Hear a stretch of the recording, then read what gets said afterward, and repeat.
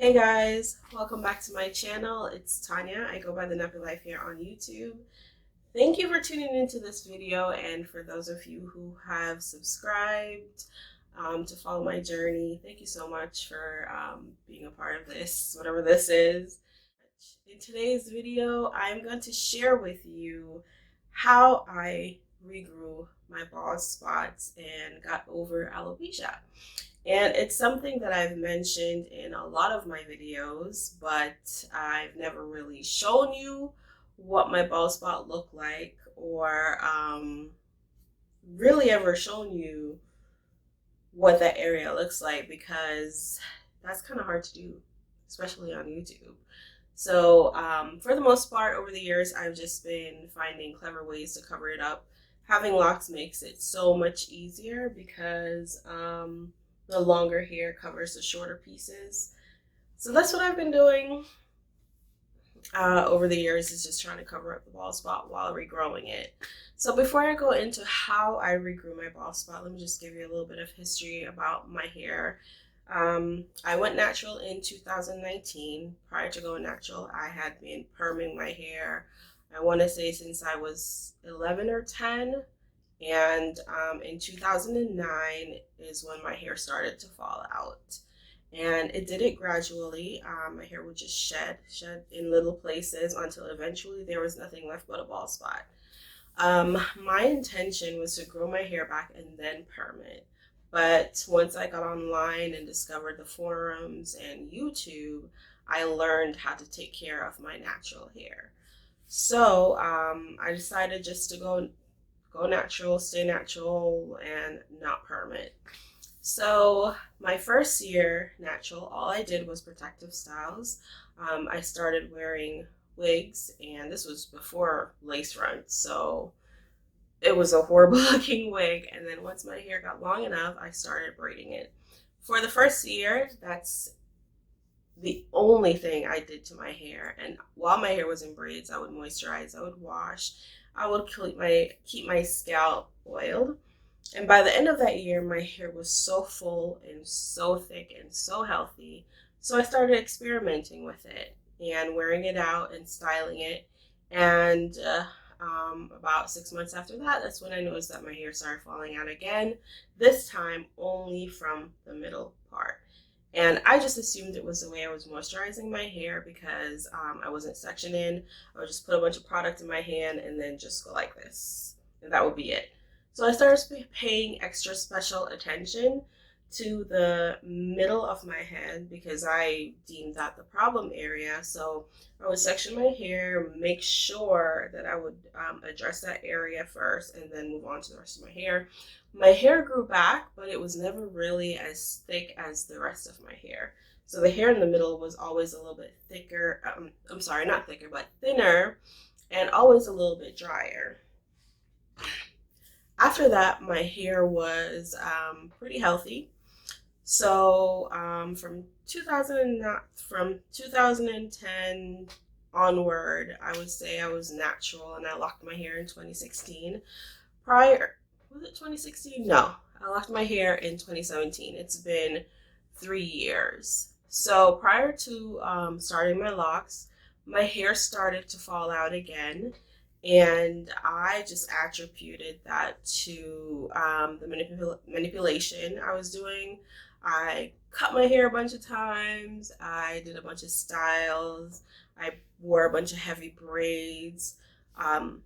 I used to use a hair steamer, and I would sit under the hair steamer for like maybe 15, 20, sometimes 30 minutes, and the heat would be directly in this area.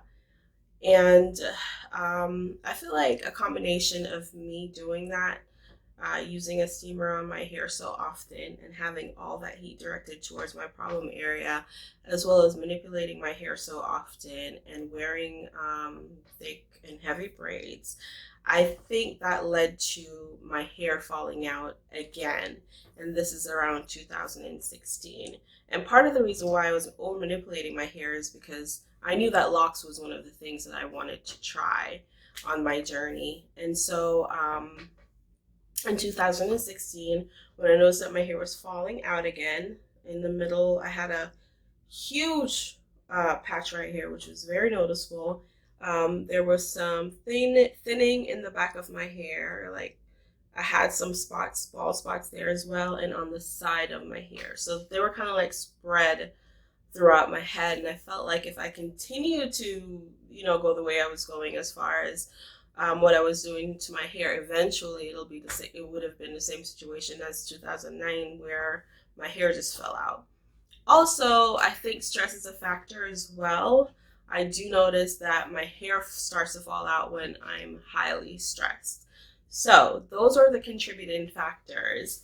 And Green Beauty Channel has a video where she talks about hair loss as well. Anyways, let me go into how I regrew my bald spot. So in 2016, when I started to notice my hair falling out, the bald spots, I was like, let me go ahead and just lock my hair so I could give it a break. Get my hands out of my hair, just put in locks, leave it alone. I could take care of not only my scalp, but also my overall health, like watching my diet, not just so my hair could flourish, but so I could be healthier overall. Watching my diet, I just started working out a couple months ago because I'm on a weight loss journey. But so I've been taking better care of myself, nourishing my scalp and my body, and I've been using some products to help with that. So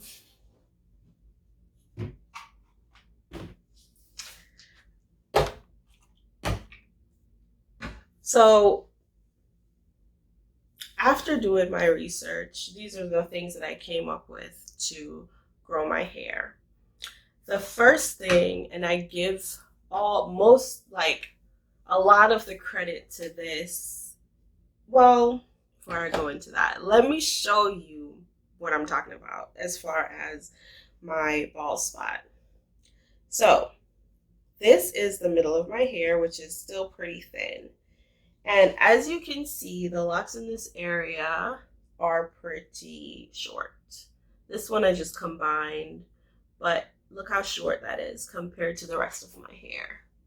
Do you see that? And then let's compare it to one of the healthier ones in the front. Look how much of a difference that is. That's crazy. That's almost like half of the regular lock. So let me get back a little farther. All right, but I still want you to be able to see this. So this is the middle of my hair. And I'll give you a close-up too so you can see some of the issues that I'm still dealing with. But this is the middle of my hair. This is a regular lock. Look how much of a difference. Look how much of a difference. Look, and look at how short this one is. All right, so they're a lot shorter in the middle. Some of them are a lot thinner. My loctician suggested, I don't know if you watched my previous video where I shared with you my experience at the loctician, but one of the things she shared was in that area was that I could probably look into combining a lot of them because they are so thin. But the reason why the middle of my head, the locks are shorter than everywhere else is because that area was bald when I started my locks. So once that area started growing in, I started to put 2-strand twists there to lock it. And so they grew into the lock eventually.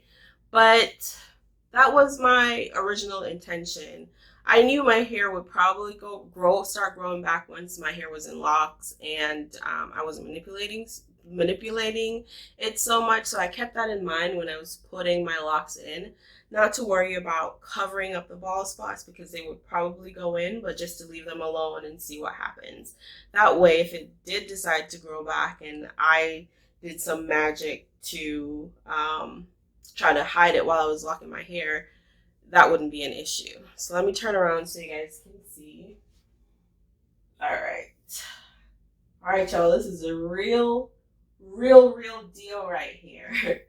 And I can't believe I'm doing this, but So you see these really short, thin locks right here? There was no hair at all in this section. So I'll let you look and then I'll go through with my hands so you can get a better idea of it. All right, so look how short and thin these are. Look how short and thin they are. But there is hair growing in, which tells me that my hair has a potential of being a lot thicker in that area. So there's hair growing in right here, like super short pieces. And that's what's going on through majority of this section right here. Like, look how short it is compared to everywhere else. The hair back here kind of growing pretty quickly. So they're almost the same length as everywhere else. But it's still like really uneven, if you can see. All right, and then over here also, there's some thin ones. And this one I had to combine. Is it this one? Yeah, this one I had to combine, if you could see.